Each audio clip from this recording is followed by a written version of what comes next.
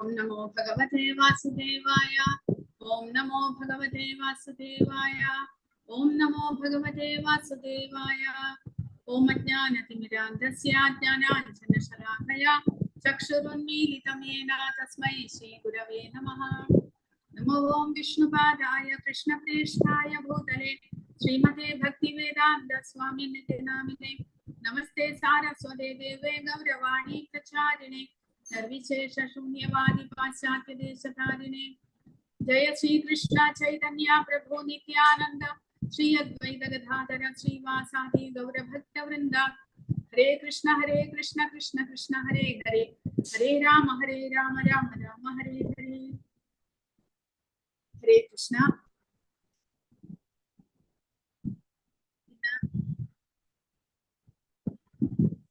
14-ാം അധ്യായം ഭാഗം 2 ആണ്. അപ്പോൾ കഴിഞ്ഞ ക്ലാസ്സിൽ നമ്മൾ പഠിച്ചത് ഒന്ന് റിവ്യൂ ചെയ്താൽ, ഭൗതിക പ്രകൃതിയുടെ രീതികളിൽ ഗുണങ്ങളിൽ നമ്മൾ എങ്ങനെയാണ് കുടുങ്ങി പോകുന്നത് എന്ന് അധ്യായം 14 തുടക്കത്തിൽ ഭഗവാൻ പറഞ്ഞു തരുന്നു. അപ്പോൾ ഭൗതിക ഗുണങ്ങളാൽ ആത്മാവിന്റെ വ്യവസ്ഥകൾ 1 മുതൽ 13 വരെയുള്ള ശ്ലോകങ്ങളിലൂടെ സത്വ രജസ് തമോ ഗുണങ്ങളാൽ എങ്ങനെയാണ് ഒരു ജീവാത്മാവ് ബന്ധനത്തിലാകുന്നത് എന്ന് പറയുകയുണ്ടായി. അപ്പോൾ സത്വഗുണത്താൽ എങ്ങനെയാണ് ഒരാൾ ബന്ധനത്തിലാകുന്നത്? ആരാണ് പറയുക? സുഖം കൊണ്ട് ബന്ധനം. സുഖവും പിന്നീട് സംതൃപ്തി, ജ്ഞാനം, ശ്രേഷ്ഠത. ജ്ഞാനം, സുഖത്താലും ജ്ഞാനത്താലും ബന്ധനത്തിലാകുന്നു. പിന്നെ രജോ ഗുണത്താൽ കാമ്യകർമ്മങ്ങൾ കൊണ്ട് ബന്ധിക്കുന്നു. ശരി, കാമ്യകർമ്മങ്ങൾ കൊണ്ട്. തമോ ഗുണത്താൽ ഉന്മാദം കൊണ്ട് ബന്ധിക്കുന്നു. ഉന്മാദവും ആലസ്യവും അജ്ഞാനവുമാണ് തമോ ഗുണത്തിന്റെ പ്രഭാവമായിട്ട് ലഭിക്കുന്നത്. അപ്പോൾ സത്വഗുണത്തിൽ മരിക്കുന്നവർ ഏത് ലോകങ്ങളിലേക്കാണ് പോകുന്നത്? ബ്രഹ്മരുടെ ഉത്കൃഷ്ടമായ ലോകത്തിലേക്ക് എത്തുന്നു. മഹർഷിമാരുടെ ഉത്കൃഷ്ടമായ ലോകത്തിലേക്ക്. കാരണം അവിടെ അമലാൻ എന്ന് പറഞ്ഞിരിക്കുന്നു. പാപകർമ്മത്തിന്റെ പ്രതിച്ഛായ ഇല്ലാത്ത ലോകങ്ങളാണ് ഉത്കൃഷ്ട ലോകങ്ങൾ. പുണ്യകർമ്മത്തിന്റെ ഫലം അനുഭവിക്കാൻ വേണ്ടി മാത്രം പോകുന്നതാണ്. അതുകൊണ്ട് സത്വഗുണത്തിലുള്ളവർ മരണവേളയിലും സത്വഗുണത്തിൽ തന്നെ നിലനിൽക്കുകയാണെങ്കിൽ അവർക്ക് ഉന്നത ലോകങ്ങളിലേക്ക് പോകാനായിട്ട് സാധിക്കുന്നു. രജോ ഗുണത്തിലുള്ളവർ കാമ്യകർമ്മങ്ങൾ ചെയ്ത് വീണ്ടും കാമ്യകർമ്മങ്ങൾ ചെയ്യാൻ തന്നെ ആഗ്രഹമുള്ളത് കൊണ്ട് അവർ ഈ ഭൂമിയിൽ തന്നെ വീണ്ടും ജനിക്കുകയാണ് ചെയ്യുന്നത്. എന്നാൽ തമോ ഗുണത്തിലുള്ളവർക്ക് എന്താണ് സംഭവിക്കുക? കാരണം അവർ മൃഗങ്ങളെ പോലെ ജീവിക്കുന്നത് കൊണ്ട്, അതായത് ഉന്മാദാവസ്ഥ, ഉന്മാദം, പ്രമാദം, ആലസ്യം, നിദ്ര, അജ്ഞാനം, ഇവയെല്ലാമാണ് തമോ ഗുണത്തിന്റെ പ്രഭാവമായിട്ട് ഒരാൾക്ക് ലഭിക്കുന്നത്. ഇത് തന്നെയാണ് താഴേക്കിടയിലുള്ള ജീവികളിലും മൃഗങ്ങളിലും കാണപ്പെടുന്നത്. അവരിലും അജ്ഞാനം മൂലമാണ് അവർ ഇങ്ങനെയുള്ള ഒരു ജീവിതം നയിക്കുന്നത്. കൂടാതെ അവരും ഈ പ്രമാദാവസ്ഥയിൽ അല്ലെങ്കിൽ ആലസ്യമാണ്, അവർക്ക് തിന്നണം ഉറങ്ങണം എന്നല്ലാണ്ട് വേറൊന്നും തന്നെ മൃഗങ്ങളുടെ ഒരു സമൂഹത്തിൽ ഇല്ല. അങ്ങനെയുള്ള ആ ഒരവസ്ഥയിലേക്ക് മനുഷ്യജന്മം ലഭിച്ചിട്ടും അതുപോലെ പെരുമാറുമ്പോൾ എന്ത് സംഭവിക്കുന്നു? ആ മരണത്തിന് ശേഷം അവർക്ക് അതേ ലോകത്തിലേക്ക് തന്നെ താഴേണ്ടതായിട്ട് വരുന്നു. മനുഷ്യജന്മം ലഭിച്ചിട്ടും അത് വേണ്ട വിധം ഉപയോഗിക്കാത്തത് കൊണ്ട്. എന്നാൽ സത്വഗുണത്തിലുള്ളവർ ജ്ഞാനം സമ്പാദിക്കുന്നത് മൂലം അവർ അവരുടെ ശരീരമെമ്പാടും പ്രകാശമാനമാക്കുന്നു സത്വഗുണത്താൽ എന്ന് പറയുന്നു. കാരണം ജ്ഞാനത്തിന്റെ പ്രഭാവം മൂലം ആ ശരീരവും ആന്തരികവും ബാഹ്യവുമായിട്ടുള്ളതെല്ലാം തന്നെ പ്രകാശമാനമാകുന്നു. എന്ന് പറഞ്ഞാൽ അജ്ഞാനം നീങ്ങി ജ്ഞാനത്തിന്റെ പ്രകാശം എല്ലാ ദിക്കിലും വ്യാപിക്കുന്നു. ജ്ഞാനം മൂലം ശരിയേത് തെറ്റേത് എന്ന് തിരിച്ചറിയാനും അതിനനുസരിച്ച് പ്രവർത്തിക്കാനും എല്ലാം അവർക്ക് സാധിക്കുന്നു. എന്നാൽ രജോ ഗുണത്തിന്റെ പ്രഭാവം മൂലം എന്ത് സംഭവിക്കുന്നു? ദുഃഖം, ദുരിതപൂർണമായ ജീവിതം എന്നാണ് പറയുന്നത്. കഠിനാധ്വാനം ചെയ്ത് ധനം സമ്പാദിക്കാനായിട്ട് ആഗ്രഹിക്കുക, അതാണ് രജോ ഗുണത്തിന്റെ സ്വഭാവം. തമോ ഗുണത്തിലുള്ളവർ പ്രമാദാവസ്ഥയിലേക്ക് മാറ്റപ്പെടുന്നു. ഇനി ഈ ഭാഗത്തിൽ നമ്മൾ എന്താണ് പഠിക്കുന്നത്? ഗുണങ്ങളെ എങ്ങനെ മറികടക്കാം എന്നുള്ളതാണ് ഈ ഭാഗത്തിലൂടെ നമ്മൾ പഠിക്കുന്നത്. ഗുണങ്ങളുടെ സർവവ്യാപിയായ നിയന്ത്രണത്തെ കുറിച്ച് വിവരിച്ച ശേഷം കൃഷ്ണൻ ഇപ്പോൾ എങ്ങനെ ഗുണങ്ങളെ മറികടക്കാമെന്നും അവയുമായി ബന്ധപ്പെട്ട് തന്റെ സ്വന്തം സ്ഥാനം വിശദീകരിക്കുമെന്നും വിവരിക്കുന്നു. അപ്പോൾ 7ാമത്തെ അധ്യായത്തിൽ ഒരു ശ്ലോകത്തിൽ പറയുന്നുണ്ട്. എന്താണ് ഗുണങ്ങളെ കുറിച്ച് ഭഗവാൻ പറയുന്നത്? 7ാമത്തെ അധ്യായത്തിൽ ആരാണ് ആ ശ്ലോകം പറയുക?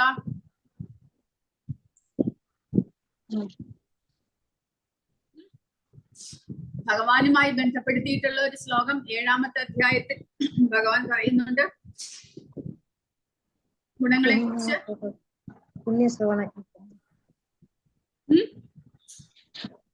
ഓർമ്മ വരുന്നില്ല.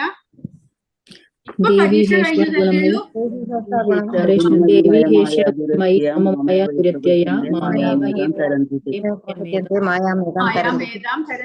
അതായത് ഗുണങ്ങൾ ഭഗവാന്റെ തന്നെ ശക്തിയാണ് എന്ന് ഭഗവാൻ പറയുന്നു. ദേവീഹി ഏഷാ ഗുണമയി മമമായ. ഭഗവാന്റെ തന്നെ ശക്തിയാണ് ഈ ഗുണങ്ങളായിട്ടുള്ള ദൈവീകമായിട്ടുള്ള ഈ പ്രകൃതി എന്നാണ് ഭഗവാൻ പറയുന്നത്. അപ്പോൾ ആ ഗുണങ്ങൾ അങ്ങനെ ഭഗവാനെ ബാധിക്കുന്നില്ല, എന്നാലോ നമ്മളെ ബാധിക്കുന്നു. അപ്പോൾ ഭൗതിക പ്രപഞ്ചമെമ്പാടും ഈ ഗുണങ്ങളുടെ പ്രഭാവമാണ് നിലനിൽക്കുന്നത്. അപ്പോൾ നമുക്ക് ഗുണങ്ങളെ മറികടക്കണമെങ്കിൽ ഭഗവാൻ പറയുന്നത് മാമേവയെ പ്രപദ്യന്തേ. അപ്പോൾ അതെങ്ങനെയാണ് എന്നാണ് ഇനി ഭഗവാൻ ഈ ഭാഗത്തിൽ പറയുന്നത്. ഈ വിഭാഗത്തിന്റെ പ്രായോഗിക പ്രയോഗം ജ്ഞാന വിവേചനത്തിന് ഊന്നൽ നൽകുന്നു. വിവേചനം ആത്യന്തികമായി താൻ ശരീരമല്ലെന്നും കൃഷ്ണൻ പരമേശ്വരനാണ് എന്നും സ്വതന്ത്രനാകാൻ കൃഷ്ണനെ അഭയം പ്രാപിക്കണമെന്നും വിലമതിക്കുന്നു. അങ്ങനെ ജ്ഞാനം ഭക്തിയിൽ കലാശിക്കുന്ന ഒരു പാതയാണ്. അപ്പോൾ ഈ അധ്യായവും ജ്ഞാനത്തിന്റെ ഭാഗം തന്നെയാണ്. ഗുണങ്ങളെ കുറിച്ചുള്ള അറിവാണ് ഭഗവാൻ വിവരിക്കുന്നത്. ആ ഗുണങ്ങളിൽ നിന്ന് എങ്ങനെ മോചനം നൽകപ്പെടും എന്നുള്ളതാണ് ഈ അധ്യായത്തിലെ ജ്ഞാനത്തിന്റെ പ്രാധാന്യമായിട്ടുള്ളത്. അതിനു വേണ്ടിയിട്ട് ആദ്യം നമ്മൾ മനസ്സിലാക്കേണ്ടത് ഗുണങ്ങൾ ശരീരത്തെയാണ് ബാധിക്കുന്നത്. അതാണ് ആദ്യം നമ്മൾ മനസ്സിലാക്കേണ്ടത്. ജീവാത്മാവിനെ ഈ ഗുണങ്ങൾക്ക് ബാധിക്കുവാനായിട്ട് സാധ്യമേ അല്ല. ഗുണങ്ങൾ ശരീരത്തെയാണ് പ്രവർത്തിപ്പിക്കുന്നത്. അങ്ങനെ വരുമ്പോൾ നമ്മൾ ഈ ശരീരമല്ല ആത്മാവാണ് എന്നുള്ള അറിവാണ് ആദ്യം നമ്മൾ കരസ്ഥമാക്കേണ്ടത്. പിന്നെ അതിനുശേഷം ഭഗവാൻ പരമേശ്വരനാണ്. ഭഗവാൻ ഈ ഗുണങ്ങൾക്ക് അതീതനാണ്, അധീനനല്ല. അതാദ്യം മനസ്സിലാക്കണം. അങ്ങനെയുള്ള ഭഗവാനെ നമ്മൾ ശരണം പ്രാപിച്ചു കഴിഞ്ഞാൽ നമുക്കും ജീവാത്മാവിനും ഈ ഗുണങ്ങളിൽ നിന്ന് വിമുക്തനാകാൻ സാധിക്കും എന്നുള്ളതും നമ്മൾ മനസ്സിലാക്കണം. അതാണ് ശരിയായിട്ടുള്ള അറിവ് എന്ന് നമ്മൾ മനസ്സിലാക്കണം. ഈ അധ്യായത്തിൽ അതാണ് ഇനി ഭഗവാൻ പറയാൻ പോകുന്നത്. ഊർധ്വം ഗച്ഛന്തി സത്വസ്ഥ മധ്യേ തിഷ്ഠന്തി രാജസാഹ ജഗന്യ ഗുണവൃത്തിസ്ഥ അധോ ഗച്ഛന്തി താമസാഹ. സാത്വിക സ്വഭാവികൾ ക്രമേണ ഉത്കൃഷ്ട ലോകങ്ങളിലേക്ക് ഉയരുന്നു. രാജസ പ്രകൃതിയുള്ളവർ ഭൂലോകങ്ങളിൽ ജീവിക്കുകയും നീചമായ തമോ ഗുണത്തിന് അടിമപ്പെട്ടവർ നരകങ്ങളിൽ പോയി നിപതിക്കുകയും ചെയ്യുന്നു. അതായത് തമോ ഗുണത്തിലുള്ളവർ പാപകർമ്മങ്ങൾ ചെയ്യുന്നത് കൊണ്ട് മനുഷ്യ ശരീരം അതിന്റെ യഥാർത്ഥത്തിലുള്ള ഉപയോഗത്തിനായിട്ട് ഉപയോഗിക്കാത്തത് കൊണ്ട് എന്ത് സംഭവിക്കുന്നു? അവർ ചെയ്ത പാപകർമ്മത്തിന്റെ ഫലം ആദ്യം അനുഭവിക്കണം. അതിനുശേഷം അവരെ പിന്നീട് നേരത്തെ ഭഗവാൻ പറഞ്ഞതുപോലെ അധമ യോനിയിലേക്ക് പറഞ്ഞു വിടുന്നു. നാന്യം ഗുണേഭ്യഃ കർത്താരം യഥാ ദ്രഷ്ടാനുപശ്യതി ഗുണേഭ്യശ്ച പരം വേത്തി മദ്ഭാവം സോധിഗച്ഛതി. അപ്പോൾ ഇനി ഭഗവാൻ പറയുന്നത് ഈ ഭൗതിക പ്രകൃതിയിൽ എല്ലാ ശരീരങ്ങളും പ്രവർത്തിക്കുമ്പോൾ എല്ലാ പ്രവർത്തനങ്ങളിലും പ്രകൃതിയുടെ ഈ ത്രിഗുണങ്ങളല്ലാതെ വേറെ കർത്താവില്ല എന്ന് ഒരാൾ ശരിയായി മനസ്സിലാക്കുമ്പോൾ, അങ്ങനെ മനസ്സിലാക്കാനായിട്ട് നമുക്ക് സാധിക്കണം. നാ അന്യം എന്ന് പറഞ്ഞാൽ വേറെ ഒന്നും തന്നെ ഇല്ല. ഗുണേഭ്യഃ ഗുണങ്ങളല്ലാതെ, കർത്താരം കർമ്മം ചെയ്യുവാനായിട്ട് ഗുണങ്ങളല്ലാതെ വേറെ ഒരു കർത്താവില്ല. യഥാ ദ്രഷ്ട അനുപശ്യതി. ആരാണോ അങ്ങനെ മനസ്സിലാക്കുന്നത്, ആരാണോ അങ്ങനെ കാണുന്നത്, അതായത് ഈ പ്രകൃതിയിൽ ഓരോരുത്തരും ചെയ്യുന്ന ഓരോ പ്രവൃത്തിയുടെയും പിന്നിൽ ആരാണ് പ്രവർത്തിക്കുന്നത്, ആരുടെ പ്രഭാവമാണുള്ളത്? ഗുണങ്ങളുടെ പ്രഭാവമാണ്. ആ പ്രഭാവത്തിലാണ് ഓരോരുത്തരും പ്രവർത്തിക്കുന്നത് എന്ന് നമ്മൾ ശരിയായി മനസ്സിലാക്കുമ്പോൾ ഗുണേഭ്യശ്ച പരം വേത്തി മദ്ഭാവം സോ അധിഗച്ഛതി. പരമാത്മാവ് ഈ എല്ലാ ഗുണങ്ങൾക്കും അതീതനാണ് എന്ന് അവനറിയാം. ഈ ഭൗതിക അസ്തിത്വത്തിനപ്പുറം കടന്ന് അവനെന്റെ ആത്മീയ സ്വഭാവം കൈവരിക്കുന്നു. അങ്ങനെ ഗുണങ്ങളാണ് ഈ എല്ലാ പ്രവർത്തനങ്ങൾക്കും കാരണം എന്ന് മനസ്സിലാക്കുന്ന ഒരാൾക്ക് പരമാത്മാവ് എന്നാൽ ഈ ഗുണങ്ങൾക്ക് അധീനനല്ല എന്നും മനസ്സിലാക്കാൻ സാധിക്കുന്നു. പരമാത്മാവ് ഇവയ്ക്കെല്ലാം ഉപരിയാണ് എന്ന് മനസ്സിലാക്കി അങ്ങനെയുള്ള അറിവ് നേടിയ ഒരാൾ ഈ ഭൗതികതയെ മറികടക്കുന്നു. അങ്ങനെ ആത്മീയ സ്വഭാവം, അതായത് ജീവാത്മാവിന് തന്റെ ശരിയായിട്ടുള്ള സ്വഭാവത്തെ തിരിച്ചു കിട്ടുന്നു ആ അറിവ് കരസ്ഥമാക്കുന്നതോടുകൂടി. അതായത് ഭഗവാനും ഈ ഭൗതിക പ്രപഞ്ചത്തിലേക്കെല്ലാം വരുന്നുണ്ടെങ്കിലും അദ്ദേഹത്തെ ഈ ഗുണങ്ങൾ ഒന്നും തന്നെ ചെയ്യുന്നില്ല. ഭഗവാൻ ഗുണങ്ങൾക്ക് അതീതനാണ് എന്ന് മനസ്സിലാക്കുക, അതാണ് ശരിയായിട്ടുള്ള അറിവ്. ആ അറിവ് കരസ്ഥമാക്കി കഴിഞ്ഞാൽ ആത്മീയ സ്വഭാവത്തിലേക്ക് നമുക്ക് ഉയരാൻ സാധിക്കും എന്ന് പറയുന്നു. അപ്പോൾ പ്രഭുപാദ അതിന് ഭാവാർത്ഥത്തിൽ പറയുന്നത്, വിശ്വാസനായ ആധ്യാത്മിക ഗുരുവിന്റെ ഉപദേശത്തിലൂടെ ഒരാൾക്ക് തന്റെ ആധ്യാത്മിക നിലയെ കുറിച്ചും ഭൗതിക ശരീരത്തെ കുറിച്ചും ഇന്ദ്രിയങ്ങളെ കുറിച്ചും അറിവ് നേടാം. താൻ എങ്ങനെ ബന്ധനത്തിൽപ്പെട്ടു എന്നും പ്രകൃതിയുടെ ത്രിഗുണങ്ങളാൽ എത്രത്തോളം ആകൃഷ്ടനായിട്ടുണ്ട് എന്നും ഗ്രഹിക്കാൻ കഴിയുന്നു. അതായത് നമ്മൾ എത്രമാത്രം ആ ഗുണങ്ങളുടെ അധീനതയിൽ പെട്ടുപോയിരിക്കുന്നു, നമ്മുടെ ആ അധീനതയുടെ ആഴം അളന്നാൽ മാത്രമേ നമുക്ക് അതിൽ നിന്ന് എങ്ങനെ മോചനം നേടാൻ സാധിക്കും എന്ന് മനസ്സിലാക്കാൻ കഴിയുള്ളൂ. ആദ്യമായിട്ട് നമ്മൾ ഏത് ഗുണത്തിലാണ് നിൽക്കുന്നത് എന്ന് മനസ്സിലാക്കണം. സത്വമാണോ, രജോ ഗുണമാണോ, തമോ ഗുണമാണോ, നമ്മൾ എത്രമാത്രം അതിന് അടിമപ്പെട്ടിട്ടുണ്ട് എന്ന് നമ്മൾ മനസ്സിലാക്കണം. അങ്ങനെ അതിൽ നിന്ന് എങ്ങനെ വിമുക്തി നേടാൻ കഴിയും എന്നും മനസ്സിലാക്കുക. അങ്ങനെ സത്യസ്ഥിതി മനസ്സിലായാൽ അയാൾക്ക് അതീന്ദ്രിയ തലത്തിലെത്താം, ആത്മീയ ജീവിതം നയിക്കാം എന്നാണ് പറയുന്നത്. കൃഷ്ണാവബോധത്തിലെ കീഴടങ്ങൽ ഗുണങ്ങളെ മറികടക്കാൻ സഹായിക്കുന്നു. ഗുണാനേതാനതീത്യത്രീം ദേഹി ദേഹസമുദ്ഭവാൻ ജന്മമൃത്യോ ജരാ ദുഃഖൈർ വിമുക്തോ അമൃതമശ്നുതേ. ശരീര സംബന്ധികളായ ഈ 3 ഗുണങ്ങളെയും അതിക്രമിക്കാൻ സാധിച്ചാൽ ശരീരസ്ഥനായ ജീവന് ജനനം, മരണം, വാർദ്ധക്യം മുതലായ ക്ലേശങ്ങളിൽ നിന്ന് മുക്തനായി ഈ ജീവിതത്തിൽ തന്നെ അമൃതം ആസ്വദിക്കാം.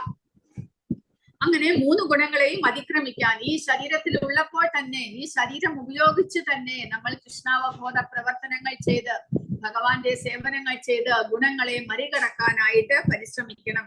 അങ്ങനെ സാധിച്ചാൽ പിന്നീട് ഒരിക്കലും ജന്മമൃത്യു ജരാവ്യാധി ഉണ്ടാകുന്നില്ല. കാരണം ആത്മീയമായ അവസ്ഥയിലേക്ക്, ഭൗതികതയിൽ നിന്നുള്ള മോചനം, സത്വഗുണത്തെയും മറികടന്ന് വിശുദ്ധ സത്വത്തിലേക്ക് ഉയരുന്നതോടുകൂടി, ആത്മജ്ഞാനം ലഭിക്കുന്നതോടുകൂടി അയാൾക്ക് ഭൗതികതയിൽ നിന്നുള്ള മോചനമാണ് ലഭിക്കുന്നത്. അത് ഈ ശരീരം ഉള്ളപ്പോൾ തന്നെ ആ സ്വാതന്ത്ര്യമായിട്ടുള്ള അവസ്ഥയെ ആസ്വദിക്കാൻ സാധിക്കും എന്നാണ് ഇവിടെ ഭഗവാൻ പറയുന്നത്. ജന്മമൃത്യു ജരാ ദുഃഖൈർ വിമുക്തോ, അതിൽ നിന്ന് മുക്തനായി അമൃതമശ്നുതേ, ഒരിക്കലും മരണമില്ലാത്ത അവസ്ഥയെ പ്രാപിക്കാനായിട്ട് സാധിക്കുന്നു. അതായത് ആത്മാവിന് താൻ ശരീരമല്ല എന്നുള്ള അറിവ് ലഭിക്കുന്നു, ആത്മജ്ഞാനത്തിലേക്ക് ഉയരുന്നു, അങ്ങനെ ഗുണങ്ങളെ മറികടക്കുന്നു, അങ്ങനെ അമൃതത്തെ ആസ്വദിക്കാൻ സാധിക്കുന്നു എന്ന്. ഒരാൾ ഈ ഭൗതിക ശരീരത്തിനുള്ളിലാണെങ്കിലും ആത്മീയ വിജ്ഞാനത്തിലെ പുരോഗതിയാൽ പ്രകൃതിയുടെ സ്വാധീനത്തിൽ നിന്ന് അയാൾക്ക് സ്വതന്ത്രനാകാൻ കഴിയും. ഈ ശരീരത്തിൽ പോലും അവന് ആത്മീയ ജീവിതത്തിന്റെ സന്തോഷം ആസ്വദിക്കാൻ കഴിയും. കാരണം ഈ ശരീരം വിട്ട ശേഷം അവൻ തീർച്ചയായും ആത്മീയ ആകാശത്തിലേക്ക് പോകുന്നു. കൃഷ്ണാവബോധത്തിലെ ഭക്തി സേവനം ഭൗതികമായ കെട്ടുപാടുകളിൽ നിന്നുള്ള മോചനത്തിന്റെ അടയാളമാണ്. അപ്പോൾ കൃഷ്ണാവബോധത്തിൽ നമ്മൾ ഭക്തിയുടെ സേവനങ്ങൾ ചെയ്തുകൊണ്ട് വരുന്നതോടുകൂടി ഭൗതികതയിൽ നിന്ന് മുക്തിയിലേക്കുള്ള പാതയാണ് നമ്മൾ തിരഞ്ഞെടുത്തിരിക്കുന്നത്. അതുകൊണ്ട് അത് ശരിയായിട്ടുള്ള വഴിയാണ് എന്ന് പ്രഭുപാദ പറയുന്നു. ത്രിഗുണങ്ങളുടെ സ്വാധീനതാ വലയം ഭേദിച്ചു കഴിഞ്ഞാലാണ് മനുഷ്യൻ ഭക്തിനിഷ്ഠമായ സേവനത്തിൽ തൽപരനാകുന്നത്. അത്രയും കാലം നമുക്ക് ആ ഭൗതികമായിട്ടുള്ള ഗുണങ്ങൾ നമ്മളെ സ്വാധീനം ചെലുത്തുന്നു. അർജുന ഉവാച കൈർലിംഗൈ സ്ത്രീൻ ഗുണാനേതാനതീതോ ഭവതി പ്രഭോ കിമാചാരഃ കഥം ചേതാം സ്ത്രീൻ ഗുണാനതിവർത്തതേ. അപ്പോൾ അർജുനൻ ചോദിക്കുന്നത്, അങ്ങനെ ഗുണങ്ങളെ മറികടന്ന ഒരാളുടെ ലക്ഷണങ്ങൾ എന്തൊക്കെയാണ്? എങ്ങനെയായിരിക്കും അദ്ദേഹത്തിന്റെ പെരുമാറ്റം? അയാൾ എങ്ങനെ ഈ പ്രകൃതി ഗുണങ്ങളെ അതിക്രമിക്കുന്നു? 3 ചോദ്യങ്ങളാണ് ചോദിക്കുന്നത്. അദ്ദേഹത്തിന്റെ ലക്ഷണങ്ങൾ, ഗുണങ്ങളെ മറികടന്നാൽ അദ്ദേഹത്തിന്റെ ലക്ഷണങ്ങൾ എന്തൊക്കെയാണ്? നമുക്ക് എങ്ങനെ മനസ്സിലാക്കാൻ കഴിയും അദ്ദേഹം ഗുണങ്ങളെ മറികടന്നിരിക്കുന്നു എന്ന്? പിന്നെ അദ്ദേഹം എങ്ങനെ മറ്റുള്ളവരോട് പെരുമാറുന്നു? പിന്നെ ഗുണങ്ങളെ മറികടക്കാൻ നമ്മൾ എന്താണ് ചെയ്യേണ്ടത്? ഈ 3 കാര്യങ്ങളാണ് അർജുനൻ ചോദിക്കുന്നത്. അതിനുള്ള ഭഗവാന്റെ ഉത്തരം: ശ്രീ ഭഗവാൻ ഉവാച പ്രകാശം ച പ്രവൃത്തിം ച മോഹമേവ ച പാണ്ഡവ ന ദ്വേഷ്ടി സംപ്രവൃത്താനി ന നിവൃത്താനി കാംക്ഷതി. പ്രകാശം ച പ്രവൃത്തിം ച മോഹം ഏവ ച പാണ്ഡവ. അതെന്തിനെയാണ് കുറിക്കുന്നത്? പ്രകാശം, പ്രവൃത്തി, മോഹം. നിങ്ങൾക്ക് മനസ്സിലായിട്ടുണ്ടോ? പ്രകാശം, പ്രവൃത്തി, മോഹം എന്തിനെയാണ് ഈ 3 എണ്ണങ്ങൾ കുറിക്കുന്നത്? ഹരേ കൃഷ്ണ.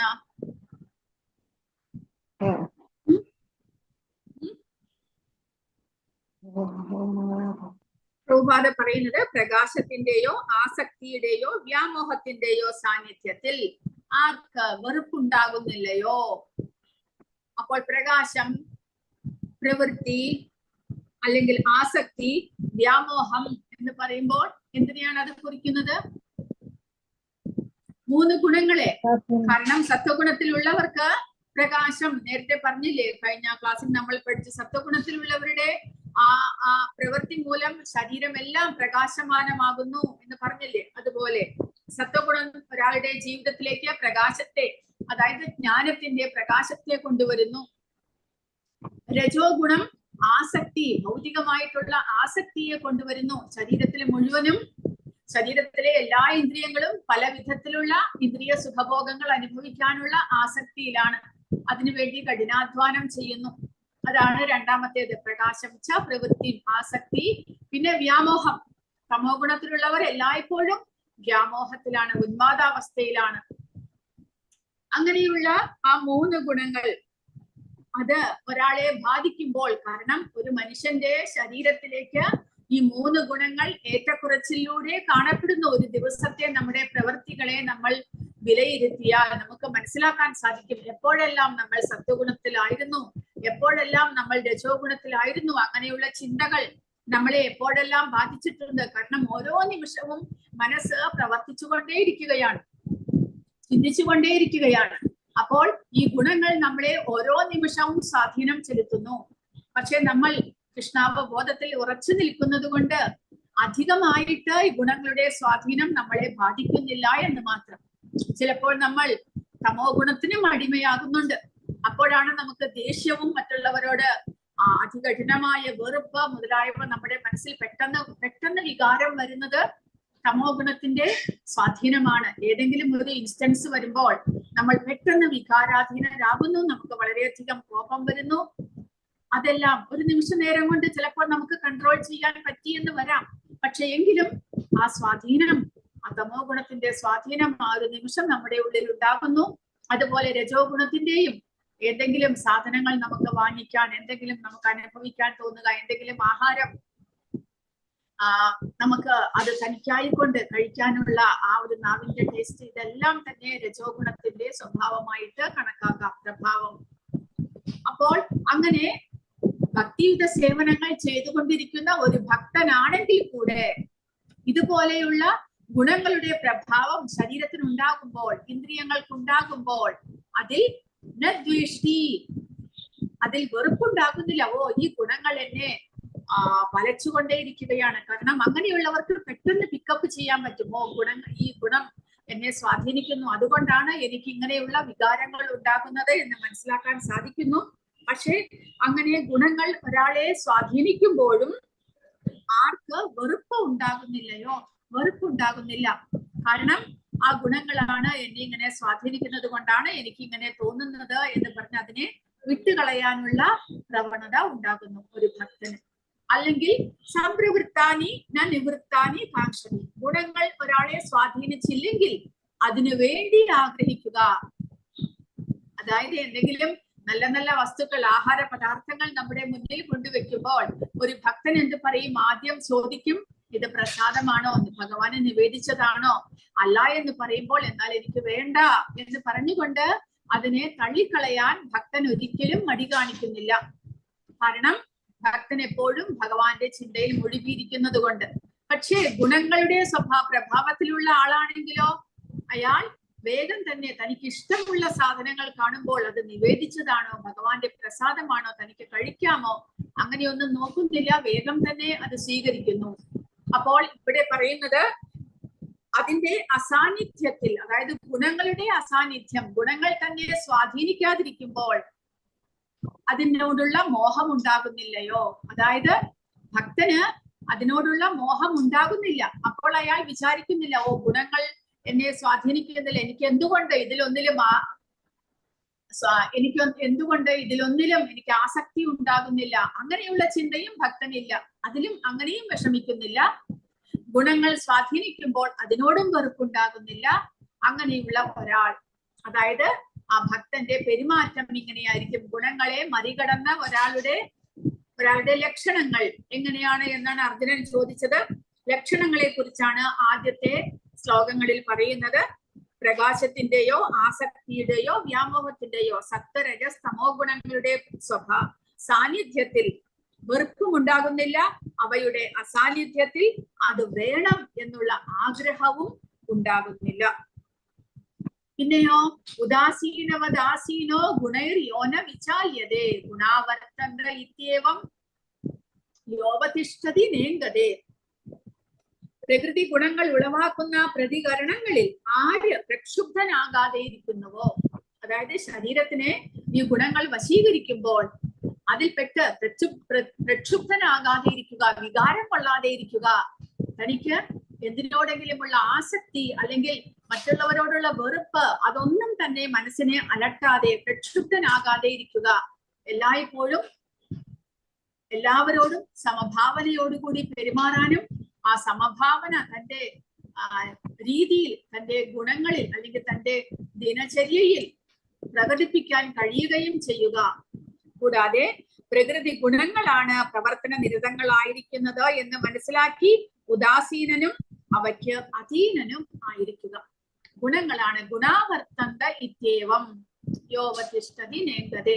ഗുണങ്ങളാണ് എന്റെ ശരീരത്തെ ഇങ്ങനെ, ഇന്ദ്രിയങ്ങളെ ഇങ്ങനെ സ്വാധീനിക്കുന്നത് എന്ന് മനസ്സിലാക്കി അതിൽ പ്രതികരണമൊന്നുമില്ലാതെ പ്രക്ഷുബ്ധനാകാതെ ഇരിക്കുക, അവയ്ക്ക് അതീതനായിരിക്കുക. ഇത്രയുമാണ് ആ ഭക്തന്റെ അല്ലെങ്കിൽ ഗുണങ്ങളെ അതിക്രമിച്ചവന്റെ വ്യക്തിയുടെ ലക്ഷണങ്ങളായിട്ട് പറയുന്നത്. ഇനി അദ്ദേഹത്തിന്റെ പെരുമാറ്റങ്ങൾ എങ്ങനെയായിരിക്കും? സമദുഃഖ സുഖ സ്വസ്ഥ സമലോഷ്ടാശ്മകാഞ്ചന തുല്യ പ്രിയാ പ്രിയോ ധീരസ്തുല്യ നിന്ദാത്മ സംസ്തുതി മാനാപമാനയോ സ്തുല്യോ മിത്രാരി പക്ഷയോഃ സർവാരംഭ പരിത്യാഗി ഗുണാതീതാസ ഉച്യതേ. ഇനി അദ്ദേഹത്തിന്റെ പെരുമാറ്റങ്ങൾ സമ ദുഃഖ സുഖ സ്വസ്ഥ, സുഖമാകട്ടെ ദുഃഖമാകട്ടെ ഏതവസ്ഥയിലും സമനായിരിക്കും, സമനിലയോടുകൂടി പെരുമാറാനായിട്ട് സാധിക്കുന്നു. ആത്മനിഷ്ഠനായി സുഖദുഃഖങ്ങളെ തുല്യനിലയിൽ കാണുന്നുവോ? ആരുടെ ദൃഷ്ടിയിൽ സമലോഷ്ട അശ്മ കാഞ്ചന, മണ്ണും കല്ലും പൊന്നും എല്ലാം തന്നെ, സ്വർണമാകട്ടെ മണ്ണാകട്ടെ കല്ലാകട്ടെ, സ്വർണത്തിനെയും മൺകട്ടയായിട്ടും കല്ലായിട്ടും വേസ്റ്റ് ആയിട്ടാണ് കരുതുന്നത് ഗുണങ്ങളെ അതിക്രമിച്ച ഭക്തൻ. എന്തുകൊണ്ടാണത്? കാരണം ശരീരത്തിന് മാത്രമേ ഈ സ്വർണം കൊണ്ട് പ്രയോജനമുള്ള, ആത്മാവിന് സ്വർണം കിട്ടിയിട്ട് എന്ത് ചെയ്യാനാണ്? ശരീരത്തെ അലങ്കരിക്കാൻ വേണ്ടിയിട്ടാണ് നമ്മൾ ഈ സ്വർണത്തെ എല്ലാം ഉപയോഗിക്കുന്നത്, അല്ലെങ്കിൽ എന്തെങ്കിലും സമ്പത്തായിട്ട് നമ്മൾ അത് സൂക്ഷിച്ചു വെക്കുന്നു. പക്ഷെ ആത്മജ്ഞാനം ലഭിച്ച ഒരാൾക്ക്, താൻ ശരീരമല്ല എന്നുള്ള അറിവ് ലഭിച്ച ഒരാൾക്ക് ഈ സ്വർണം കൊണ്ട് എന്താണ് പ്രയോജനം? അതുകൊണ്ട് സമലോഷ്ട അശ്മ കാഞ്ചന, മണ്ണിനെ പോലെ വേസ്റ്റ് ആയിട്ട് അയാൾക്ക് സ്വർണത്തെ കാണുവാനായിട്ട് സാധിക്കുന്നു. പിന്നെ തുല്യപ്രിയ പ്രിയോ ധീരസ് തുല്യ നിന്ദ ആത്മസംസ്തുതി, തന്നോട് ആർക്ക് പ്രിയമായോ അപ്രിയമായോ യാതൊന്നുമില്ലയോ, ധീരനും നിന്ദകളിലും സ്തുതികളിലും മാനത്തിലും അപമാനത്തിലും സമചിത്തനും, ശത്രുമിത്ര ഭേദമില്ലാത്തവനും നിരുദ്യമനുമായ വ്യക്തിയെ ഗുണാതീതൻ എന്ന് പറയാം.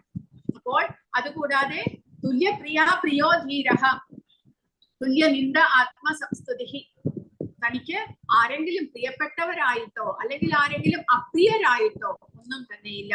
പിന്നെയോ ആരെങ്കിലും തന്നെ നിന്ദിച്ചാലും തന്നെ സ്തുതിച്ചാലും അയാൾക്ക് അത് ശാരീരികമായിട്ട് മാനസികമായിട്ട് അതൊന്നും തന്നെ അയാളെ ബാധിക്കുന്നില്ല.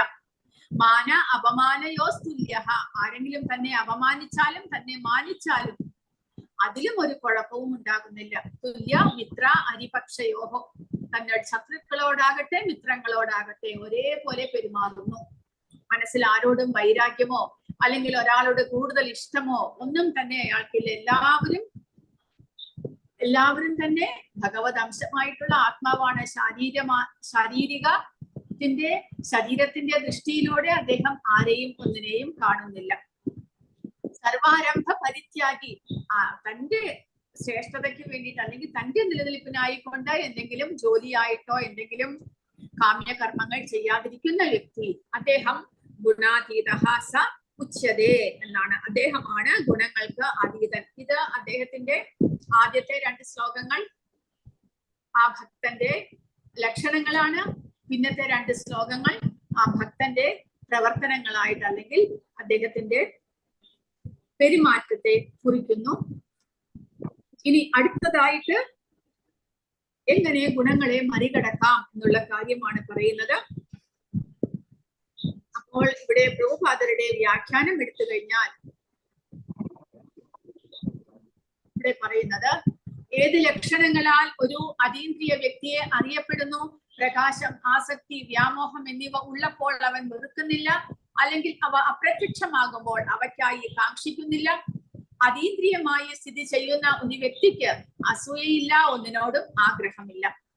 ഭൗതിക ശരീരവുമായുള്ള തന്റെ സ്വത്വം സ്വയമേവ വിസ്മരിക്കപ്പെടുന്നതിന് അവൻ ഭഗവാന്റെ ഭക്തി സേവനത്തിൽ സ്വയം മുഴുകണം. അതായത് ഞാൻ ശരീരമാണ് എന്നുള്ള താതാത്മ്യത്തെ മറക്കുവാൻ, അതിനെ മറികടക്കുവാൻ എന്ത് ചെയ്യണം? ഭഗവാന്റെ ഭക്തി സേവനത്തിൽ നമ്മൾ എല്ലായ്പ്പോഴും മുഴുകണം. ഒരാൾ ഭൗതിക ശരീരത്തെ കുറിച്ച് ബോധവാനായിരിക്കുമ്പോൾ അവൻ ഇന്ദ്രിയ സംതൃപ്തിക്ക് വേണ്ടി മാത്രം പ്രവർത്തിക്കുന്നു. എപ്പോഴും ശരീരത്തെ കുറിച്ച് മാത്രം ചിന്തിച്ചു കൊണ്ടിരിക്കുന്ന കോൺഷ്യസ് ആയിട്ടുള്ള ഒരാൾക്ക് ഭൗതിക പ്രവൃത്തിയാണ് ചെയ്യുക അയാൾ ഇന്ദ്രിയങ്ങളുടെ സന്തോഷത്തിന് വേണ്ടി. എന്നാൽ ഒരാൾ ബോധത്തെ കൃഷ്ണനിലേക്ക് മാറ്റുമ്പോൾ ഇന്ദ്രിയ തൃപ്തി യാന്ത്രികമായിട്ട് നിൽക്കുന്നു. ഒരാൾക്ക് ഈ ഭൗതിക ശരീരം ആവശ്യമില്ല, ഭൗതിക ശരീരത്തിന്റെ നിർദ്ദേശങ്ങൾ സ്വീകരിക്കേണ്ട ആവശ്യമില്ല. ശരീരത്തിലെ ഭൗതിക രീതികളുടെ ഗുണങ്ങൾ പ്രവർത്തിക്കും. എന്നാൽ ആത്മാവ് എന്ന നിലയിൽ ഞാൻ അത്തരം പ്രവർത്തനങ്ങളിൽ നിന്ന് അകന്നിരിക്കുന്നു. അതായത് ശരീരത്തിനെയാണ് ഈ ഗുണങ്ങൾ സ്വാധീനിക്കുന്നത്. അത് ജീവാത്മാവ് ശരീരത്തിന്റെ ബന്ധനത്തിൽ നിന്ന് മുക്തനാകുന്നതോടുകൂടി ആ ജീവാത്മാവിന് മനസ്സിലാക്കാൻ സാധിക്കുന്നു, ഗുണങ്ങളാണ് ശരീരത്തെ ബാധിക്കുന്നത്, അതൊന്നും എന്നെ ബാധിക്കുന്നില്ല, ഞാൻ അതിൽ നിന്നെല്ലാം ഉയർന്നിരിക്കുന്നു എന്നുള്ള ആ ഒരു അവബോധം ജീവാത്മാവിന് ഉണ്ടാകുന്നു. അതുകൊണ്ട് ശരീരത്തിനെ ബാധിക്കുന്ന ഈ ഗുണങ്ങളുടെ സ്വാധീനം ജീവാത്മാവിനെ ബാധിക്കുന്നില്ല, ജീവാത്മാവ് ബന്ധനത്തിലാകുന്നില്ല. അവൻ എങ്ങനെയാണ് അങ്ങനെ ശരീരത്തിന്റെ പ്രവർത്തനങ്ങളിൽ നിന്ന് അകന്നു മാറുന്നത്? അവൻ ശരീരം ആസ്വദിക്കാൻ ആഗ്രഹിക്കുന്നില്ല, അതിൽ നിന്ന് പുറത്തു കടക്കാൻ അവൻ ആഗ്രഹിക്കുന്നില്ല. അങ്ങനെ അതീന്ദ്രിയമായി സ്ഥിതി ചെയ്യുന്ന ഭക്തൻ യാന്ത്രികമായി സ്വതന്ത്രനാകുന്നു. അപ്പോൾ ഇന്ദ്രിയ സുഖഭോഗത്തിന് വേണ്ടി ആസ്വദിക്കാത്തത് കൊണ്ട് ഇന്ദ്രിയങ്ങളുടെ നിയന്ത്രണത്തിലല്ല ആത്മാവ്. അങ്ങനെ ഗുണങ്ങൾ ശരീരത്തെ സ്വാധീനിച്ചാലും ഇല്ലെങ്കിലും അതൊന്നും തന്നെ ആത്മാവിനെ ബാധിക്കുന്നില്ല. അപ്പോൾ ഉദാസീന എന്ന് പറയുമ്പോൾ നിഷ്പക്ഷനായിട്ടിരിക്കുക. ആരെങ്കിലും തന്നെ എന്തെല്ലാം പുകഴ്ത്തിയാലും ശരി ഇകഴ്ത്തിയാലും ശരി അതിലൊന്നിലും അദ്ദേഹത്തിന് ബാധ, അതിലെന്തെങ്കിലും അഫക്റ്റ് ആകുന്നില്ല. ഗുണരിയോന വിചാല്യത, ത്രിഗുണങ്ങളുടെ പ്രതികരണങ്ങളാൽ അസ്വസ്ഥരാകാതെ ഗുണങ്ങൾ മാത്രമാണ് സജീവമായിരിക്കുന്നത് എന്ന് അറിഞ്ഞുകൊണ്ട് സമദുഃഖ സുഖ, സന്തോഷത്തിലും വിഷമത്തിലും തുല്യമായി സ്വസ്ഥനായി സമലോഷ്ടാശ്മ കാഞ്ചനഃ, മണ്ണും കല്ലും സ്വർണവും ഒരുപോലെ കാണുന്നു. തുല്യപ്രിയ പ്രിയോ ധീരഃ, പ്രിയപ്പെട്ടവരോട് തുല്യരാണ്, പ്രിയപ്പെട്ടവരല്ലാത്തവരോടും തുല്യരായി, അചഞ്ചലനായി. ധീരൻ എന്ന് പറഞ്ഞാൽ അചഞ്ചലനായി. തുല്യ നിന്ദ ആത്മസംസ്തുതി, പ്രശംസയ്ക്കും കുറ്റപ്പെടുത്തലിനും തുല്യമായിട്ട്. മാനാപമാനയോ തുല്യ, ബഹുമാനത്തിലും മാനക്കേടിലും തുല്യമായിട്ട്. തുല്യ മിത്രാരിപക്ഷയോഹോ, മിത്രത്തോടും ശത്രുവിനോടും ഒരുപോലെ പെരുമാറുന്നു. സർവ ആരംഭ പരിത്യാഗി, എല്ലാ ഭൗതിക പ്രവർത്തനങ്ങളും ഉപേക്ഷിക്കുന്നു, കാമ്യകർമ്മങ്ങളെല്ലാം തന്നെ ഉപേക്ഷിക്കുന്നു. അങ്ങനെയുള്ള ഭക്തൻ, അദ്ദേഹമാണ് ഗുണങ്ങളെ മറികടന്ന ഒരാൾ എന്നാണ് പറയുന്നത്. ഇനി അടുത്ത ശ്ലോകത്തിൽ ഭഗവാൻ എങ്ങനെയാണ് അപ്പോൾ ഒരാൾക്ക് ഗുണങ്ങളെ മറികടക്കാൻ സാധിക്കുക? വാംഛയോ വ്യഭിചാരേണ ഭക്തിയോഗേന സേവതേ സഗുണാൻ സമതീത്യൈതാൻ ബ്രഹ്മഭൂയായ കൽപ്പതേ. ഏത് പരിതസ്ഥിതിയിലും പിഴയ്ക്കാതെ ഭക്തിപൂർവം ഭഗവത് സേവനത്തിൽ ഏർപ്പെടുന്നവർക്ക് വേഗത്തിൽ ഭൗതിക പ്രകൃതിയുടെ ത്രിഗുണങ്ങളെ അതിക്രമിച്ച് ബ്രഹ്മപദത്തിൽ എത്താം.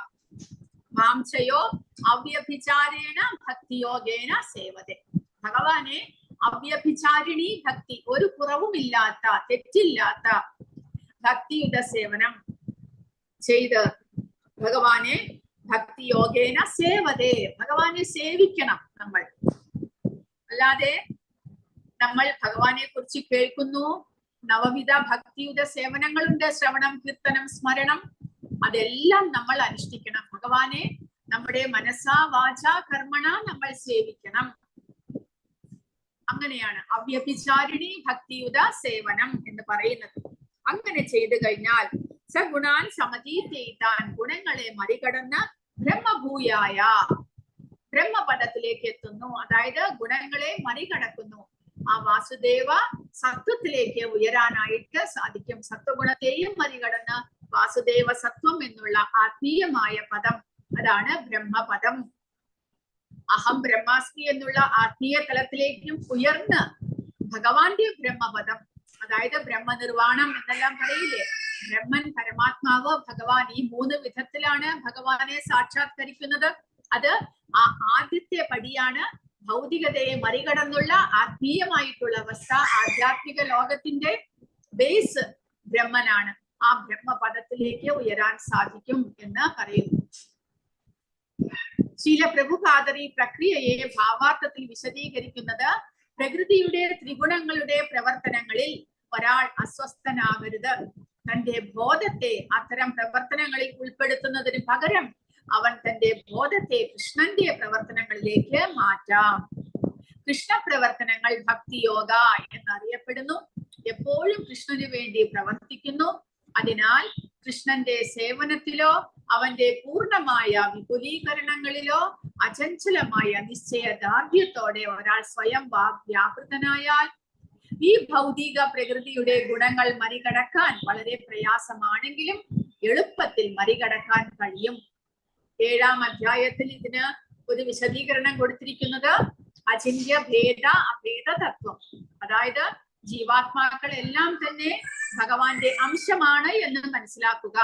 അതായത് ഉദാഹരണം 7-ാമത്തെ അധ്യായത്തിൽ സ്വർണഖനിയുടെയും സ്വർണ കഷ്ണങ്ങളും, സ്വർണത്തരിയാണെങ്കിലും സ്വർണഖനിയാണെങ്കിലും ഗുണത്തിൽ ഒന്നാണ്, പക്ഷെ അളവിൽ വ്യത്യാസമുണ്ട്. അതുപോലെ നമ്മൾ ചൈതന്യമായിട്ട് നമുക്ക് മനസ്സിലാക്കാനായിട്ട് സാധിക്കുന്നു. ഭഗവാന്റെ ആത്മീയ ചൈതന്യമാണ് നമ്മളും.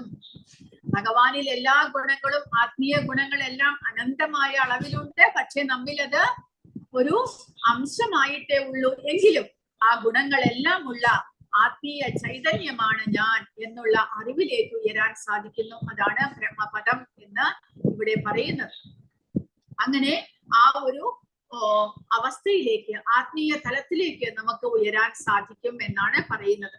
അങ്ങനെ ഭഗവാന്റെ അവ്യഭിചാരിണി ഭക്തിയുത സേവനങ്ങൾ ചെയ്തിട്ട് ഭൗതിക ലോകം പ്രകൃതിയിലെ ത്രിഗുണങ്ങൾക്ക് വഴങ്ങിയാണ് പ്രവർത്തിച്ചു പോരുന്നത്.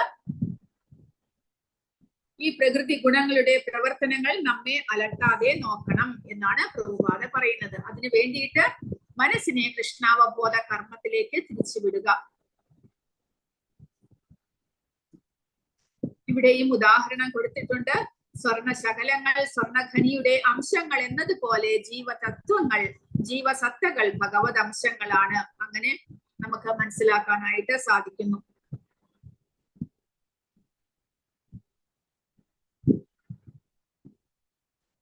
ബ്രഹ്മണോ ഹി പ്രതിഷ്ഠാഹം അമൃതസ്യാവ്യയസ്യ ച ശാശ്വതസ്യ ച ധർമ്മസ്യ സുഖസ്യൈകാന്തികസ്യ ച. ആ ബ്രഹ്മഭൂയായ കൽപ്പതേ എന്ന് പറയുന്നു. ബ്രഹ്മപദത്തിലേക്ക് കയറാൻ സാധിക്കുമെന്ന്. ആ ബ്രഹ്മപദം എന്നുള്ളത് എന്താണ് എന്ന് ഈ ശ്ലോകത്തിൽ ഭഗവാൻ പറയുന്നു. അമൃതസ്യ അവ്യയസ്യ ച ശാശ്വതസ്യ ച ധർമ്മസ്യ സുഖസ്യൈകാന്തികസ്യ ച. ആ ബ്രഹ്മപദം എന്നുള്ളത് അമൃതമാണ്. അതായത് ആ പദത്തിലേക്ക് ഉയർന്നു കഴിഞ്ഞാൽ പിന്നീട് ഒരിക്കലും തിരിച്ചു വരേണ്ട, ഭൗതിക പ്രകൃതിയെ മറികടന്ന് ആധ്യാത്മിക തലത്തിലേക്ക് ഉയരുകയാണ്. അത് ജനന മരണങ്ങളെ ഇല്ലാതാക്കുന്ന അവസ്ഥയാണ്. അവ്യയമാണ്, ഒരിക്കലും നശിക്കാത്ത അവസ്ഥ. ഒരു തവണ നമ്മൾ ആത്മീയ ചൈതന്യമായിട്ട് ഉയർന്നു കഴിഞ്ഞാൽ പിന്നീട് അത് ശാശ്വതമായിട്ടിരിക്കുന്ന, ഒരിക്കലും നശിക്കാത്തതാണ്. ശാശ്വതസ്യ ശാശ്വതമാണ്, ധർമ്മസ്യ ജീവാത്മാവിന്റെ ധർമ്മമാണ് എന്നാണ് പറയുന്നത്. പിന്നെ സുഖസ്യൈകാന്തികസ്യ ച ശാശ്വതമായ ആത്യന്തിക സുഖം, ആനന്ദം ലഭിക്കുന്ന അവസ്ഥയാണത്, അതീന്ദ്രിയമായിട്ടുള്ള ആനന്ദം. ആ അവസ്ഥ, ആ ബ്രഹ്മഭൂത സ്ഥിതി, ബ്രഹ്മണോഹി പ്രതിഷ്ഠ അഹം, അതിന്റെ അടിത്തറയും ഞാൻ തന്നെ എന്ന് ഭഗവാൻ ഇവിടെ പറയുന്നു. അതായത് ഒരിക്കലും മരണമില്ലാത്ത, ഒരിക്കലും ക്ഷയിക്കാത്ത, ശാശ്വതമായിട്ടുള്ള, ധർമ്മത്തിൽ അധിഷ്ഠിതമായിട്ടുള്ള അനന്തമായ സുഖത്തെ പ്രദാനം ചെയ്യുന്ന ആ ബ്രഹ്മഭൂത അവസ്ഥയുടെ അടിത്തറയും ഞാൻ തന്നെ എന്നാണ് ഭഗവാൻ ഇവിടെ പറയുന്നത്. പരമോന്നത സാക്ഷാത്കാരം നൽകുന്ന ഭക്തിയുടെ ശാശ്വത പ്രക്രിയയുടെ അടിസ്ഥാനം കൃഷ്ണനാണ്.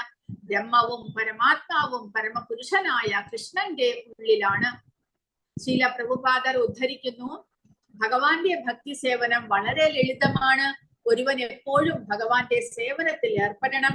ദേവന് സമർപ്പിച്ച ഭക്ഷണ സാധനങ്ങളുടെ അവശിഷ്ടങ്ങൾ ഭക്ഷിക്കണം. താമരയിൽ അർപ്പിക്കുന്ന ഭഗവാന്റെ പാദങ്ങളിൽ അർപ്പിക്കുന്ന പുഷ്പങ്ങൾ മണക്കണം. ഭഗവാന്റെ അതീന്ദ്രിയ വിനോദങ്ങൾ നടന്നിരുന്ന സ്ഥലങ്ങൾ കാണുക. ഭഗവാന്റെ വിവിധ പ്രവർത്തനങ്ങൾ, ഭക്തരോടുള്ള സ്നേഹത്തിന്റെ പ്രതിഫലനം എന്നിവ വായിക്കുക. ഹരേ കൃഷ്ണ കൃഷ്ണ കൃഷ്ണ ഹരേ ഹരേ, ഹരേ രാമ രാമ രാമ ഹരേ ഹരേ എന്ന അതീന്ദ്രിയ സ്പന്ദനം എപ്പോഴും ജപിക്കുക. ഭഗവാന്റെയും അദ്ദേഹത്തിന്റെ ഭക്തരുടെയും പ്രത്യക്ഷതകളെയും തിരോധാനങ്ങളെയും അനുസ്മരിക്കുന്ന വ്രതാനുഷ്ഠാനങ്ങൾ ആചരിക്കുക. അത്തരം ഒരു പ്രക്രിയ പിന്തുടരുന്നതിലൂടെ ഒരാൾ എല്ലാ ഭൗതിക പ്രവർത്തനങ്ങളിൽ നിന്നും പൂർണ്ണമായിട്ടും അകന്നു പോകുന്നു എന്നാണ് ഇവിടെ പ്രഭുപാദ പറയുന്നത്. എങ്ങനെയാണ് നമുക്ക് ആധ്യാത്മിക തലത്തിലേക്ക് ഉയരാൻ സാധിക്കുന്നത്? ശ്രവണം, കീർത്തനം മുതലായിട്ടുള്ള നവവിധ ഭക്തിയുടെ സേവനങ്ങൾ ചെയ്യണം. അതുകൂടാതെ ഭഗവാന്റെ ലീല വിനോദങ്ങളെല്ലാം നടന്ന സ്ഥലങ്ങൾ സന്ദർശിക്കുക. സദാസമയവും ഹരേ കൃഷ്ണ മഹാമന്ത്രം ജപിക്കുക. കൂടാതെ ഭഗവാന്റെയും ഭഗവത് ഭക്തന്മാരുടെയും ആവിർഭാവ തിരോഭാവ ദിവസങ്ങളെല്ലാം തന്നെ നമ്മൾ അനുഷ്ഠിക്കുക. ഇങ്ങനെയെല്ലാം ചെയ്യുന്നത് കൊണ്ട് നമുക്ക് ആ ആധ്യാത്മിക തലത്തിലേക്ക്, ബ്രഹ്മപദത്തിലേക്ക് ഉയരാൻ സാധിക്കും എന്നാണ്. അങ്ങനെ ഭൗതികമായിട്ടുള്ള കർമ്മങ്ങളെല്ലാം നമുക്ക് ഉപേക്ഷിക്കാൻ സാധിക്കും എന്നാണ് പറയുന്നത്. ഈ വ്രതം അനുഷ്ഠിച്ച് ബ്രഹ്മജ്യോതിയിലോ ബ്രഹ്മാനുഭൂതിയിലെ മറ്റേതെങ്കിലും തലത്തിലോ നിലയുറപ്പിക്കുന്ന ഭക്തൻ ഗുണം കൊണ്ട് ഭഗവത് സദൃശ്യനാണ്. അതായത് ആത്മീയമായിട്ട് നമ്മൾ ഉയരുമ്പോൾ, ശരീരബോധത്തിൽ നിന്ന് മുക്തനാകുന്നതോടുകൂടി ഭഗവാന്റെ ആ ഗുണങ്ങൾ നമ്മിൽ, ഒരു ആത്മാവിൽ അടങ്ങിയിട്ടുള്ള ഭഗവാന്റെ ഗുണങ്ങൾ അവ പ്രത്യക്ഷമാകുന്നു. ആ ഭക്തന്, ആ ആത്മാവിന് അതിനെക്കുറിച്ചുള്ള ബോധമുണ്ടാകുന്നു. അങ്ങനെ ഗുണം കൊണ്ട് ഭഗവാൻ സദൃശ്യനാകും. അളവിൽ സദൃശ്യനല്ല, ഗുണം കൊണ്ട് ഭഗവാനിലുള്ള അതേ ഗുണങ്ങൾ ഭക്തനിലും ആ ജീവാത്മാവിലും കാണപ്പെടുന്നത് കൊണ്ട് അതിനെക്കുറിച്ചുള്ള ആ ഒരു ജ്ഞാനം ജീവാത്മാവിന് ഉണ്ടാകുന്നു. അപ്പൊ ശ്രീല പ്രഭുപാദർ പറയുന്നത് സത്വഗുണം വളർത്തേണ്ടതിന്റെ പ്രാധാന്യമാണ് ഇവിടെ പറയുന്നത്. അതിനാൽ അഭിനിവേശത്തിന്, അതായത് രജോ ഗുണം അജ്ഞാനത്തിന്റെ രീതിയിലേക്ക് അധപ്പതിക്കുന്നതിന് പകരം നിർദ്ദിഷ്ട ജീവിത രീതിയിലൂടെയും പ്രവർത്തനത്തിലൂടെയും സത്വഗുണത്തിന്റെ രീതിയിലേക്ക് ഉയർത്തിയാൽ, ആത്മീയ ആസക്തിയാൽ ഒരാൾക്ക് കോപത്തിന്റെ അധപതനത്തിൽ നിന്ന് രക്ഷപ്പെടാം. അതായത് രജോ ഗുണം വർദ്ധിപ്പിച്ച് നമ്മൾ തമോ ഗുണത്തിലേക്ക് അധപ്പതിക്കുന്നതിന് പകരം രജോ ഗുണത്തിന്റെ പ്രഭാവത്തെ കുറച്ച് സത്വഗുണത്തിലേക്ക് ഉയരുക എന്നാണ് പ്രഭുപാദ ഇവിടെ നമ്മളോട് 3-ാമത്തെ അധ്യായത്തിന്റെ 37-ാമത്തെ ശ്ലോകത്തിന്റെ ഭാവാർത്ഥത്തിൽ പറയുകയാണ്. കാമയേഷ ക്രോധയേഷ രജോ ഗുണ സമുദ്ഭവ എന്നുള്ള ശ്ലോകത്തിന്റെ വ്യാഖ്യാനത്തിൽ പ്രഭുപാദ പറയുന്നു. കാരണം രജോ ഗുണമാണ് ഒരാളെ കോപത്തിലേക്കും അതിൽ നിന്ന് പിന്നീട് ബുദ്ധി വ്യാമോഹത്തിലേക്കും എല്ലാം തള്ളിവിടുന്നത്. അപ്പോൾ രജോ ഗുണം വർദ്ധിപ്പിച്ച് തമോ ഗുണത്തിലേക്ക് അധപ്പതിക്കുന്നതിന് പകരം സത്വഗുണത്തിലേക്ക് ഉയരുക എന്നാണ് ഇവിടെ പ്രഭുപാദ പറയുന്നത്. ആളുകൾക്ക് യഥാർത്ഥ അറിവിൽ വിദ്യാഭ്യാസം ഇല്ലാത്തതിനാൽ, അതായത് ആധ്യാത്മിക ജ്ഞാനം ഇല്ലാത്തത് കൊണ്ട് അവർ നിരുത്തരവാദപരമായി തീരുന്നു. ഈ നിരുത്തരവാദിത്വം അവസാനിപ്പിക്കാൻ പൊതുവെ ജനങ്ങളിൽ സാത്വിക ഗുണം വികസിപ്പിക്കാനുള്ള വിദ്യാഭ്യാസം ഉണ്ടാകണം. അപ്പോൾ സത്വഗുണത്തിന്റെ വിദ്യാഭ്യാസം എങ്ങനെയാണ് നമുക്ക് ലഭിക്കുക? ആധ്യാത്മിക ജ്ഞാനം വഴി മാത്രമേ അത് ലഭിക്കുകയുള്ളൂ. ഭഗവാന്റെ സേവനങ്ങൾ ചെയ്ത് മാത്രമേ സത്വഗുണം വളർത്തിയെടുക്കാനായിട്ട് സാധിക്കുകയുള്ളൂ. അല്ലെങ്കിൽ നമ്മൾ പൂർണ്ണമായിട്ടും നമ്മൾ ശരീരമല്ല ആത്മാവാണ് എന്നുള്ള അറിവാണ് നമ്മളുടെ ആദ്യത്തെ പടി സത്വഗുണത്തിലേക്ക് ഉയരാനുള്ള. അല്ല നമ്മൾ ശരീരം തന്നെയാണ് എന്നുള്ള അറിവാണെങ്കിൽ നമ്മൾ എപ്പോഴും ഈ ശരീരത്തിന്റെ സുഖത്തിന് വേണ്ടി മാത്രമേ പ്രവർത്തിക്കുകയുള്ളൂ. അപ്പോൾ അതിൽ നിന്ന് ഉയരണം. അതിനു വേണ്ടിയിട്ട് ആ ജ്ഞാനം, ആധ്യാത്മിക ജ്ഞാനം ജനങ്ങളിലേക്ക് എത്തിക്കാനുള്ള ആ ഒരു വിദ്യാഭ്യാസം ഉണ്ടാകണം എന്നാണ് പ്രഭുപാദ പറയുന്നത്. ഭൂരിഭാഗം ആളുകളും സന്തുഷ്ടരും ഐശ്വര്യവും ഉള്ളവരല്ലെങ്കിൽ പോലും ജനസംഖ്യയുടെ ഒരു നിശ്ചിത ശതമാനം കൃഷ്ണാവബോധം വളർത്തിയെടുക്കുകയും നന്മയുടെ മാതൃകയിൽ സ്ഥിതി ചെയ്യുകയും ചെയ്താൽ ലോകമെമ്പാടും സമാധാനത്തിനും സമൃദ്ധിക്കും സാധ്യതയുണ്ട്. ഇത് കഴിഞ്ഞ ക്ലാസ്സിലെ വ്യാഖ്യാനത്തിൽ പറഞ്ഞതാണ്, പ്രഭുപാദന്റെ വ്യാഖ്യാനം.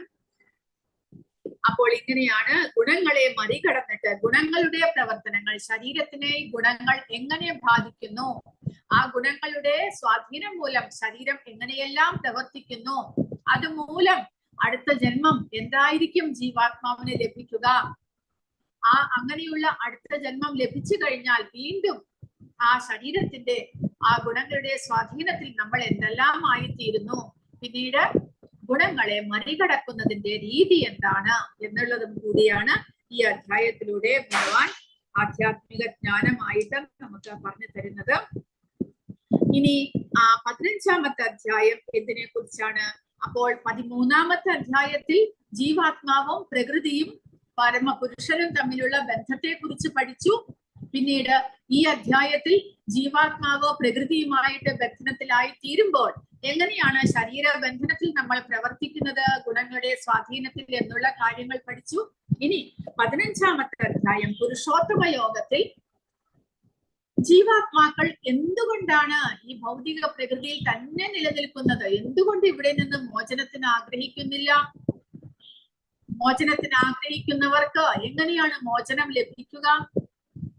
അപ്പോൾ ഗുണങ്ങളെ മറികടക്കണം എന്ന് പറയുകയുണ്ടായി. പക്ഷെ ഗുണങ്ങളെ മറികടക്കാനായിട്ട് നമുക്ക് ആ ഒരു ജ്ഞാനം വേണം. നമ്മൾ ആരാണ്, എന്താണ്, ഭഗവാന്റെ ധാമത്തിലേക്ക് പോകണം എന്നുണ്ടെങ്കിൽ ഭഗവാന്റെ ധാമം എങ്ങനെയാണ്, അതെല്ലാം ഉള്ള അറിവുണ്ടാകണം.